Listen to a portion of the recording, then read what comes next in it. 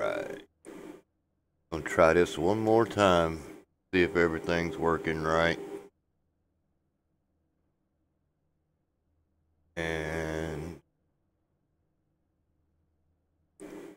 I should be broadcasting now live. So.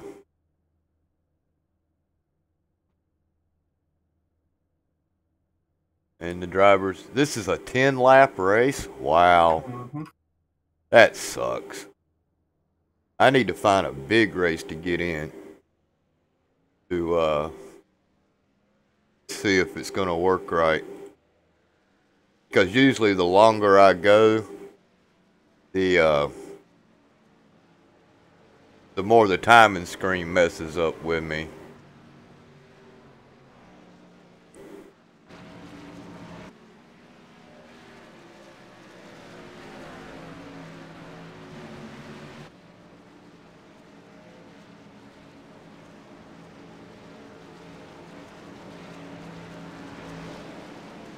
Yeah, since I wiped my machine out, I definitely got to do the trading paints every time.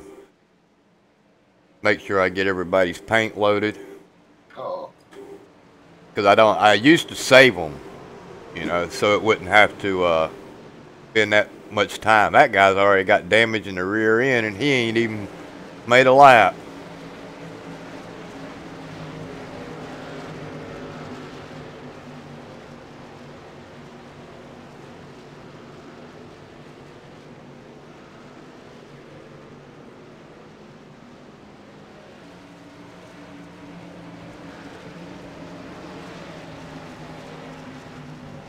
So are you running tonight for points?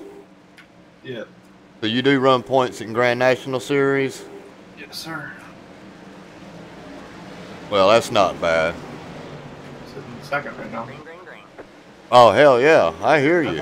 I've had a good start of the season so far. I was pretty disappointed with the date. We're using, so like, you know, no offense to DRL or nothing, but for me, I want a little bit more competitive race. Right. So many cars. And the cup races for me in DRL is too spread out. I think you got Anthony Burrows and Eric Wolf sitting at what? 5K I rating. You get Garrett Main sitting at 7. And then you get, nothing against Casey Drake, but he comes in there sitting at below 1,000. So the gap for me is too large. Right. So it causes too much mayhem for me. The faster guys are faster, but they're not anticipating these slower guys being as slow as they are. So that's where the cautions come in. And I don't put any stock into I rating. I mean, if we're all driving the same damn setup, then it's ain't got a damn bit to do with the I rating. It's on how well you can use that. Well, right, setup. But it's like William Edwards, Bill, one of my teammates. Fantastic driver if he's on the track by himself. But if you have a guy right in his mirror, he starts making a lot of mistakes. Like he starts braking at weird places, panicking. And like for me, trying to get around a guy, sometimes you just gotta wait. You gotta ride right behind him, and there's just a lot of times you can't anticipate that happening. So, that's why we run the Grand National Series, because we understand it's people learning. So we use it as a tool to get better for the Cup cars. But the league we run in on Tuesdays, I really like the way they run it. They let the guys. It's not like, you can't on-track retaliation. But, like, if a guy spins me out in the last lap and I come after him on caution, I bump into him. Not wreck him, but just rub doors. I won't get talked to. They're like, heck yeah, keep that up, Create a rivalry. It's good for broadcasting. If you cause...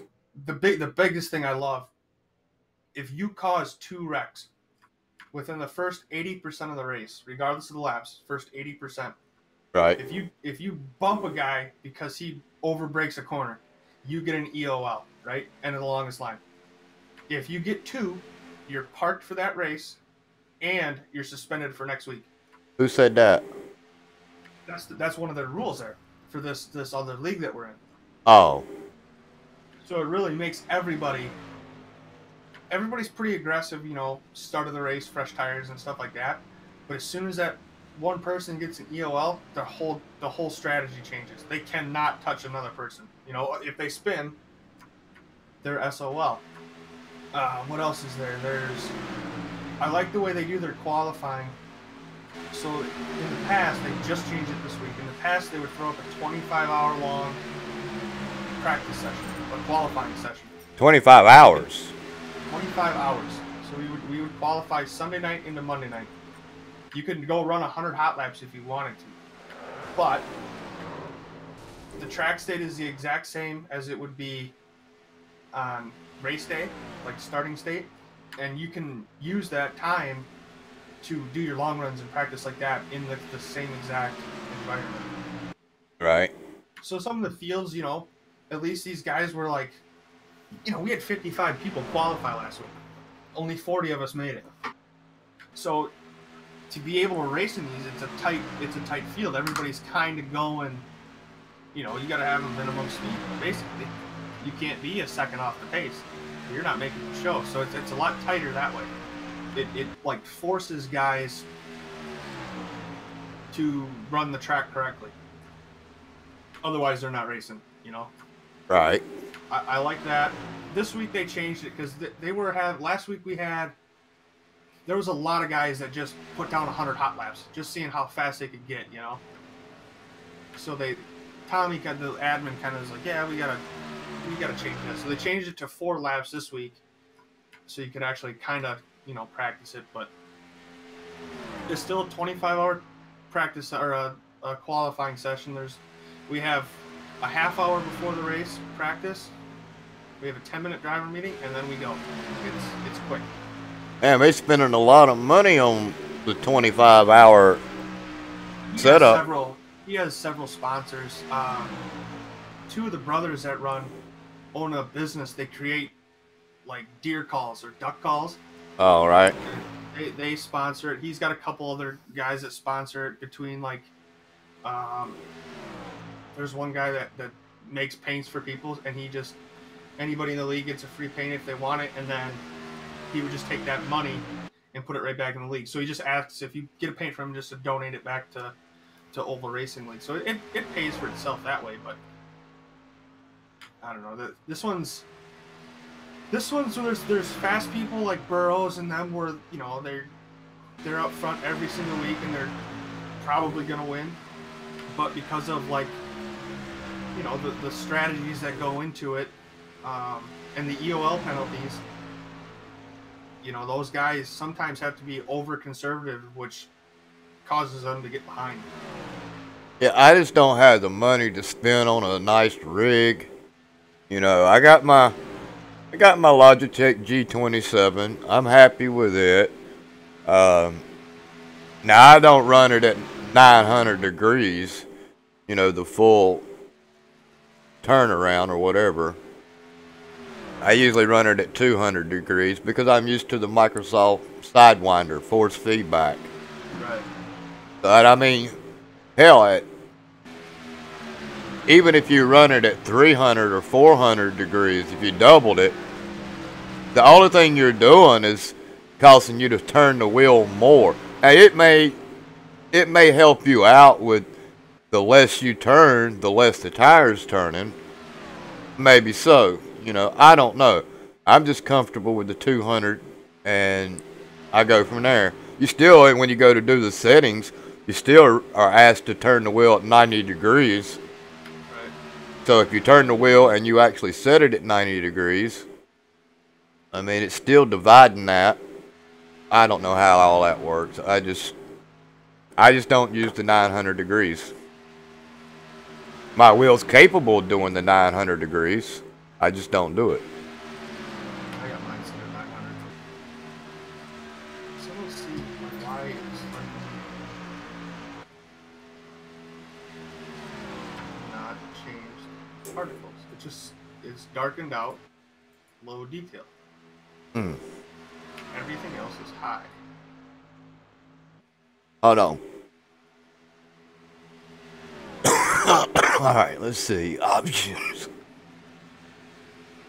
Graphics. All right. Everything on the left-hand side is high detail. High detail. All right, under particles, do you have full res? And soft, both check. All right. Well, I ain't got soft, but I'll check it. At the top, you got aniscopic 16, right? Yep, 16 and 4. And you got render dynamic track data. Yep. And render dynamic tire data. Yep. Shadow maps on everything. Yep. Dynamic objects and filter zone. Yep. Static objects. Yep. And night shadow maps. It's grayed out as well. It's grayed out? Yep. What else is grayed out? Just particles and night shadow maps.